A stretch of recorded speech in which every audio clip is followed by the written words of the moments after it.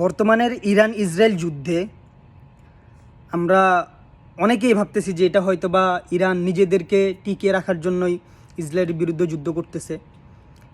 আসলে ভাই, চোখ খুলেন, ঘুমিয়ে থাকিয়েন না, চোখ খুলেন, জাগ্রত হন। এ লড়াই ইরান আর ইসরায়েলের লড়াই না, এ লড়াই মুসলিমদের অস্তিত্ব টিকে থাকার লড়াই, মুসলমানদের অস্তিত্ব টিকে থাকার লড়াই চলতেছে। এটা ইরান যদি হেরে যায় তাহলে পুরা বিশ্বের মধ্যে পশ্চিমারা যেভাবে মুসলমানের শত্রুরা যেভাবে মুসলমানদেরকে কন্ট্রোল করতেছে, যেভাবে মুসলমানদেরকে শোষণ করতেছে, তারা আরও কঠোর হয়ে যাবে। মুসলমানদের উপরে আরও নির্যাতন জুলুম আরও বেড়ে যাবে ইরানকে তারা যদি হারাইতে পারে। আর ইরান যদি শক্ত অবস্থান যদি ধরে রাখতে পারে তাহলে তারা কোনো দিনও ইসলামের উপরে আর কোনো কিছুই করতে পারবে না। কেন জানেন? কারণটা হচ্ছে যে তখন আমরা শক্তভাবে দাঁড়িয়ে অবস্থান নিয়ে বলতে পারবো যে পুরা বিশ্ব মিলে আমাদের একটা কান্ট্রিকে তোমরা কিছুই করতে পারো না। আমাদের জাস্ট একটা কান্ট্রি, পুরো পৃথিবীর সাথেই কিন্তু এখন ইরান লড়তেছে। দেখেন, ইরানের পাশে কেউ নাই। যারা আছে চীন, রাশিয়া, উত্তর কোরিয়া, এরা উপরে এখনও সরাসরি কেউ ইরানকে সাহায্য করে না। অথচ ইসরায়েলকে সরাসরি সাহায্য করতেছে, ইসরায়েলকে সরাসরি আমেরিকা সাহায্য করতেছে, সবচেয়ে সুপার পাওয়ার যেই আমেরিকা। এরপরও ইরানকে একটুও নাড়াইতে পারতেছে না নিজের জায়গা থেকে। তো এই লড়াই শুধু ইরান নিজে টিকে থাকার লড়াই না, এই লড়াই মুসলিমদের লড়াই, এই লড়াই মুসলিমদের ঐতিহ্য টিকে থাকার লড়াই। এই লড়াইয়ে ইরানকে জিততেই হবে। এই লড়াইটা ইরান নিজের জন্য করতেছে না, এই লড়াই ইরান ফিলিস্তিনকে বাঁচানোর জন্য করতেছে, বাইতুল মোকাদ্দাস আমাদের প্রথম ক্যাবলাকে বাঁচানোর জন্য করতেছে। তাই আপনাদের সকলের কাছে আমার অনুরোধ থাকবে, অন্তত একজন মুসলমান হিসেবে আমাদের কাছে তো আর ওরকম সামরিক শক্তি নাই যে আমরা সরাসরি গিয়ে ইরানকে সাহায্য করব। আমাদের কাছে যতটুকু আছে ততটুকু আমরা যতটুকু পারি আমরা দোয়া করি, আমরা সর্বদা আল্লাহর কাছে দোয়া চাই আল্লাহ যেন ইরানকে সাহায্য করে গায়েবীভাবে। তারপরে প্রতিটা স্থানে আপনারা যেভাবেই পারেন প্রতিবাদ করেন, ইরানের পক্ষ নিয়ে প্রতিবাদ করেন, এদিকে পশ্চিমা বিশ্ব ইসরায়েলের বিরুদ্ধে প্রতিবাদ করেন। যেখান থেকে আছেন পুরো বিশ্বকে দেখাই দেন যে ইসরায়েল একটা জারজ, আমেরিকা একটা জারজ।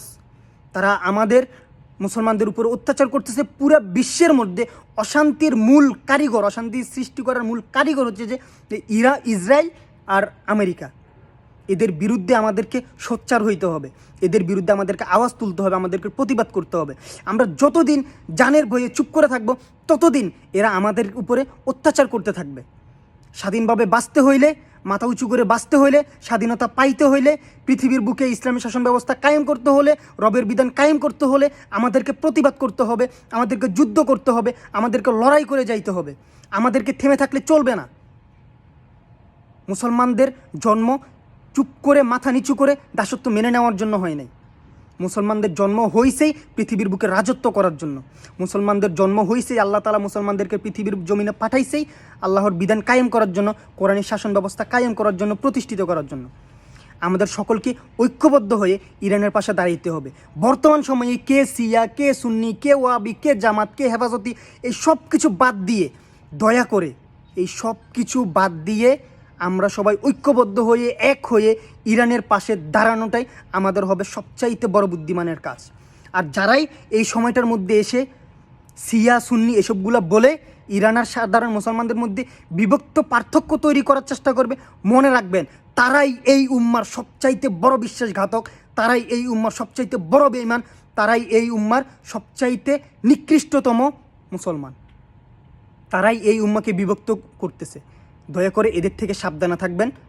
সবার কাছে লাস্ট এটাই অনুরোধ, ঐক্যবদ্ধ থাকেন, বিভক্ত হইয়েন না। দয়া করে নামাজ না পড়েন, রোজা না রাখেন, ওগুলোর জন্য আল্লাহ তাআলা ক্ষমা করতে পারে, কিন্তু উম্মার সাথে গাদ্দারি করিয়েন না ভাই।